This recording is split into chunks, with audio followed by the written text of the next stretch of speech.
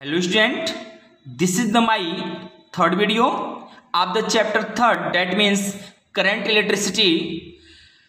I had already discussed about some important topics such as what is the electric current and what is the free electron theory. Okay student, here is some important definition. And today I am going to discuss about this important definition such as what is the mean free path of free electron and what is the relaxation time of free electron.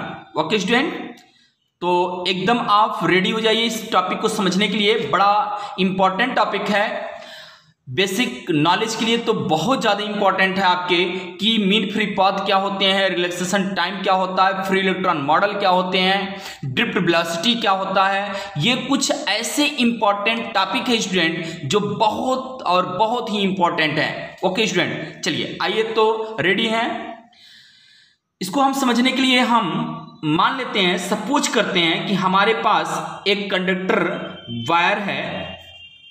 वो conductor wire आप किसी का ले सकते हैं, such as copper का भी ले सकते हैं। ओके स्टूडेंट, तो हमारे पास एक कंडक्टर वायर है। ओके, ये कंडक्टर वायर स्टूडेंट, इस कंडक्टर वायर में 3 टाइप के पार्टिकल्स होंगे।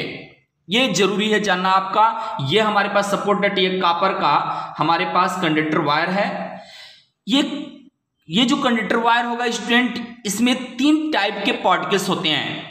ठीक, मैं बताता हूं कौन कौन से पार्टिकल्स होते हैं। ये कंडक्टर वायर में लार्ज नंबर ऑफ एटम होंगे। ओके स्टूडेंट, ये हमारे पास लार्ज नंबर ऑफ एटम है। ओके, अब ये एटम, ये हमारे पास लार्ज नंबर ऑफ एटम होंगे और इसमें मैंने बताया कि 3 टाइप्स ऑफ पार्टिकल्स होंगे। अब पार्टिकल्स कैसे होंगे स्टूडेंट, जैसे ही हम रूम टेम्परेचर की बात करते हैं, ये एटम का जो आउटर सेल इलेक्ट्रॉन होता है, ये एटम है आपके पास, और इस एटम का जो आउटर सेल इलेक्ट्रॉन होता है, आपको पता है मैंने लास्ट वीडियो में मैं डिस्कस भी किया हूं, आप जाकर के मेरे यूट्यूब चैनल पर आप देख भी सकते हैं। तो डेट मीन्स इस एटम का जो आउटर सेल इलेक्ट्रॉन होता है वो एटम के न्यूक्लियस से लूजली बाउंड होता है। जबकि जैसे मैं यहां पर बात करता हूं, कोई भी एटम, हम इसी एटम को यहां पर हम बात करते हैं, तो कोई भी एटम है, एटम का जो न्यूक्लियस पार्ट होगा, सेंटर पार्ट होता है, वो न्यूक्लियस होता है, ये आपके सेल होते हैं। तो मैं ये कह रहा हूं कि जो आउटर सेल इलेक्ट्रॉन होता है वो न्यूक्लियस से लूजली बाउंड होता है, ये लूजली बाउंड होता है। ओके स्टूडेंट, और जैसे ही हम इस सब्सटेंस को, कॉपर को, इस मेटल को हम एनर्जी सप्लाई देते हैं स्टूडेंट, एनर्जी सप्लाई देते हैं, ये आउटर सेल का इलेक्ट्रॉन इस एटम से टूट करके अलग हो जाता है स्टूडेंट, अलग हो जाता है, और इस इलेक्ट्रॉन का नाम होता है क्या, फ्री इलेक्ट्रॉन। ओके स्टूडेंट, ये हमारे पास फ्री इलेक्ट्रॉन है और ये यहां से आपका जो इलेक्ट्रॉन निकल गया, यहां पर एक इलेक्ट्रॉन की डिफिशियंसी हो गई। पहले क्या था, नंबर ऑफ जो प्रोटॉन थे नंबर ऑफ इलेक्ट्रॉन के इक्वल थे, बट अब क्या है, इसमें से एक इलेक्ट्रॉन की डिफिशियंसी हो गई। अब यहां से P इक्वल टू इलेक्ट्रॉन -1, अब हमारे पास एक इलेक्ट्रॉन की कमी हो गई स्टूडेंट। डेट मीन्स ये एटम हमारे पास, इस समय एटम हमारे पास पॉजिटिव आयंस हो जाएगा। क्या नाम होगा इसका, इससे हम कहेंगे positive fix ion, positive fixed ion, fixed ions कहेंगे स्टूडेंट। तो ये हमारे पास पॉजिटिव फिक्स आयन होता है। पॉजिटिव फिक्स आयन कौन होगा, जिस एटम से इलेक्ट्रॉन, आउटर सेल का इलेक्ट्रॉन ब्रेक अप होकर के बाहर निकल जाता है, उस इलेक्ट्रॉन को हम तो फ्री इलेक्ट्रॉन कहते हैं, बट उस एटम को हम क्या कहते हैं, फिक्स्ड पॉजिटिव आयन कहते हैं। ओके स्टूडेंट, तो ये हमारे पास एटम क्या हो गया, फिक्स पॉजिटिव आयन हो गया स्टूडेंट। तो डेट मीन्स ये एटम था, ये एटम बाहर से कहीं से एनर्जी इसको प्रोवाइड हुआ in the form of heat, in the form of thermal temperature. Thermal temperature के फॉर्म में हो सकता है, हीट के फॉर्म में हो सकता है, फ्रिक्शन के फॉर्म में हो सकता है, रबिंग के फॉर्म में हो सकता है स्टूडेंट। इसको जब एनर्जी प्रोवाइड होता है, ये एटम क्या करता है, पहले इस एटम में नंबर ऑफ इलेक्ट्रॉन और number of proton, number of electron और नंबर ऑफ प्रोटॉन सेम थे, बट अब ये एनर्जी को एक्वायर कर करके क्या किया स्टूडेंट, ये एनर्जी एक्वायर किया। एक्वायर करने के बाद यहां से इलेक्ट्रॉन टूट करके अलग हो गया स्टूडेंट। इस इलेक्ट्रॉन को हम फ्री इलेक्ट्रॉन कहते हैं और इस एटम ने अपने इलेक्ट्रॉन को लूज किया है, इसलिए इस एटम का नाम हो जाएगा क्या, फिक्स्ड पॉजिटिव आयंस। तो ऐसे ही हम सपोर्ट दैट हम ये एटम ले सकते हैं, ये एटम हमारे पास फिक्स पॉजिटिव आयन होगा, इसमें से भी एक इलेक्ट्रॉन निकल गया स्टूडेंट। ये एटम हमारे पास फिक्स पॉजिटिव आयन होगा, इसमें से भी इलेक्ट्रॉन निकल गए हैं स्टूडेंट। ऐसे मान लीजिए कोई और भी एटम आप ले सकते हैं, ओके। बट ये अब हम समझ सकते हैं कि ये ऐसे एटम हैं जिनको हम न्यूट्रल एटम कहेंगे स्टूडेंट, न्यूट्रल एटम कहेंगे। ये न्यूट्रल एटम है। ये हमारे पास क्या है, फ्री इलेक्ट्रॉन है स्टूडेंट, फ्री इलेक्ट्रॉन है। फ्री इलेक्ट्रॉन कैसे निकलेंगे आपको समझ में आना चाहिए स्टूडेंट। ये हमारे पास क्या है, फिक्स्ड पॉजिटिव आयन है स्टूडेंट। ये क्रिस्टल में अपने ही पोजीशन पर फिक्स होते हैं स्टूडेंट। तो ये हमारे पास हो गया एक प्रकार का पार्टिकल, हमारे पास क्या हो गया, फिक्स पॉजिटिव आयंस इसी के अंदर है, इस मेटल के अंदर है। हमारे पास दूसरा क्या है, न्यूट्रल एटम है। न्यूट्रल एटम ऐसे एटम है जिनमें number of proton number of electron के इक्वल है स्टूडेंट। फ्री इलेक्ट्रॉन है, ये इलेक्ट्रॉन कौन से हैं, जो अपने पेरेंट्स एटम से टूट करके अलग हो चुके हैं। डेट मीन्स ये एटम क्या है, फिक्स पॉजिटिव आयन है। फिक्स पॉजिटिव आयन किससे कहेंगे स्टूडेंट, ऐसे एटम जिन्होंने इलेक्ट्रॉन को लूज किया है। ओके स्टूडेंट, अब होता क्या आगे आपको समझें।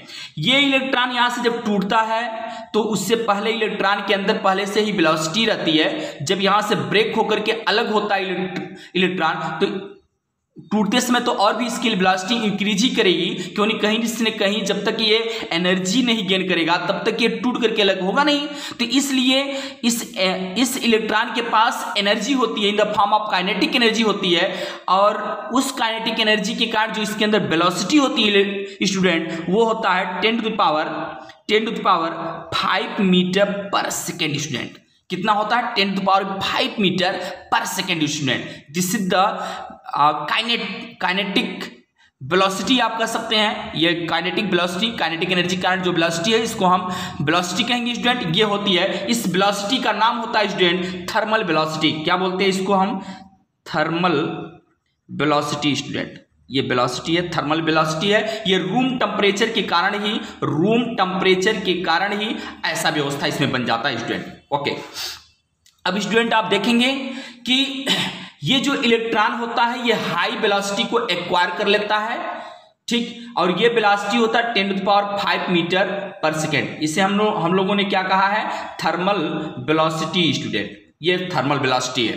ओके स्टूडेंट, और इसी वेलोसिटी को लेकर के ये जो इलेक्ट्रॉन है, ये जो फ्री इलेक्ट्रॉन है एटम के अंदर है, जिग जैग मोशन करता है स्टूडेंट, ऐसे मोशन करता है स्टूडेंट। तो ये जिग जैग मोशन इस इलेक्ट्रॉन का है with high velocity 10 to the power 5 metre per second. The velocity of this electron is known as thermal velocity.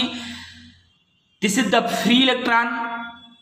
Free electron कैसे बना है, ऐसा इलेक्ट्रॉन जो कि किसी एटम से टूट करके अलग हुए हैं उनको हम फ्री इलेक्ट्रॉन कहते हैं। जबकि ये एटम है, इसमें जितने भी इलेक्ट्रॉन होंगे अपने एटम के न्यूक्लियस से टाइटली बाउंड होंगे स्टूडेंट। ओके, तो हमें यह समझना है स्टूडेंट कि मीन फ्री पाथ क्या होता है।